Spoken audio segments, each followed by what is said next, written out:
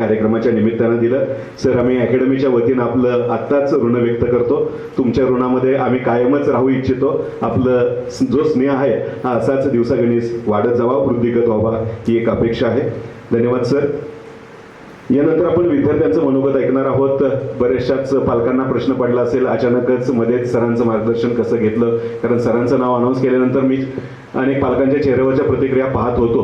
मात्र कार्यक्रम भरगच्च आहे, त्यामुळे एकसारखा तोचपणा येऊ नये यासाठी म्हणून कार्यक्रमामध्ये अशा प्रकारचे काही आवर्जून बदल केलेले आहेत. काही सत्कार होतील, काही मनोगत होतील, काही मार्गदर्शन होईल. अशा पद्धतीचा हा कार्यक्रम यानंतर पुढे होईल. यानंतर आपण विद्यार्थ्यांचं मनोगत ऐकणार आहोत.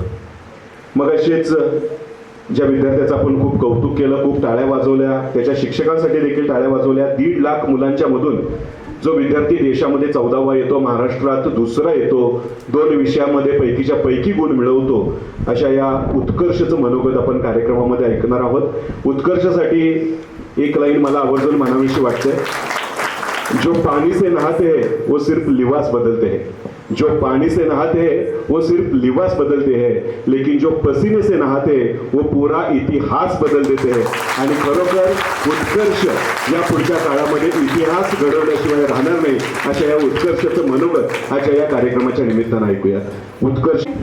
My name is Utkarsh Vikas Dudbhate. I first of all thanks to respected Gore sir, Gore ma'am, Nana and Nani and other teaching staff to organize this function to motivate other students like us to join Sainik School and NDA. I get motivation from Gore sir, my uncle and other sirs and ma'am that we should be a man, a dedicated man to achieve our goal and be a successful person. I got motivation from I got a nature of this competitiveness in the hostel,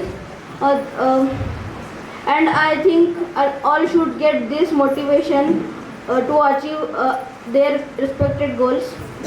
And I want to say that the Goresa's hostel is very nice for study, and they get every need that they require to study and to live there.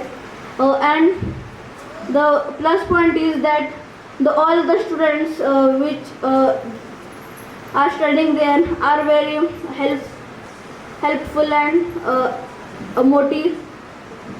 means they motivate us, and the friendship is very important to share the things that we know, and means we have to share the knowledge we get and get from others.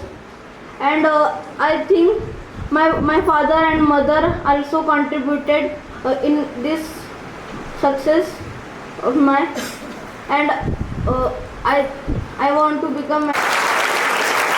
Thank you. अभिनंदन बेटा.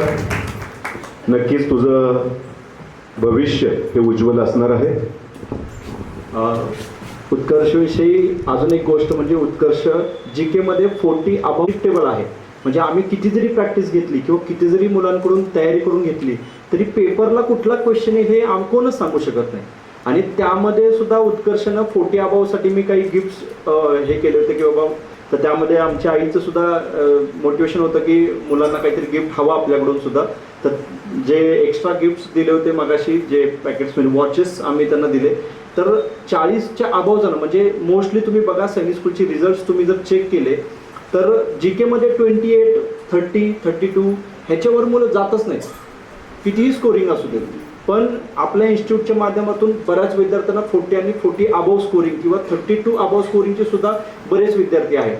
तर यामध्ये उत्कर्ष हा 44 त्यानं score घेतलेला आहे. म्हणजे फक्त त्याचे 3 क्वेश्चन फक्त GK मध्ये चुकले आहेत. म्हणजे हे नॉलेज डेव्हलप करणं किंवा ही प्रॅक्टिस ही खूप महत्त्वाची असते. आणि मी फक्त त्याला त्याच्या RMSच्या प्रवासाबद्दल थोडंसं मराठीमध्ये सांगायला रिक्वेस्ट करेन, कारण कसं आहे की इंग्लिश सगळ्यांनाच समजतं, पण तरीसुद्धा थोडंसं मराठीमध्ये इंटरव्ह्यूची तयारी कशी झाली आणि कशा पद्धतीनं RMS क्रॅक झालं. फर्स्ट ऑफ ऑल ठेवतात की डिफेन्समधून फक्त RMS मध्ये सिलेक्ट होतात, ते आत्ताच डोक्यामधून काढून टाका. कारण की असं काहीच अशक्य नाही की सिव्हिलियन नाही जाऊ शकत. सिव्हिलियन देखील RMS मध्ये प्रवेश घेऊ शकतात. फक्त त्यांच्यामध्ये मोटिवेशन आणि डेडिकेशन असायला पाहिजे. आणि RMS मध्ये माझं जेव्हा सिलेक्शन झालं तेव्हा मला एक इंटरव्ह्यू लेटर आला. मग माझ्या इथे जवळ नीता आंटी अर्चितची मम्मीचे एक सर होते, त्यांनी मला इंटरव्ह्यूचं मार्गदर्शन केला. मग मी गोरे सरांकडे आलो. मग इथे त्यांनी मला एक सरांशी भेटवलं जे की NDMचे विद्यार्थी होते आणि ते लेफ्टनंट कर्नल होते. आणि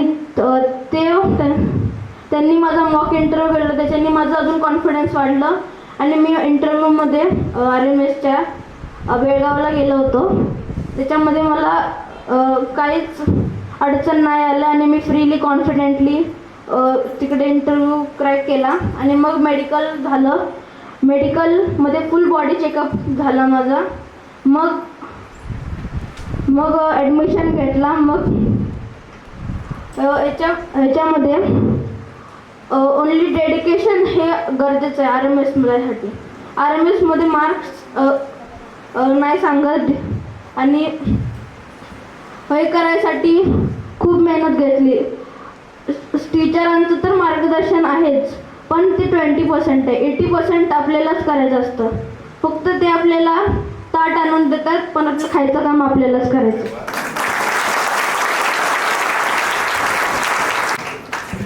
मला वाटतं काही दिवसानंतर मोटिवेशनल स्पीकर म्हणून याला बोलवायला हरकत नाही.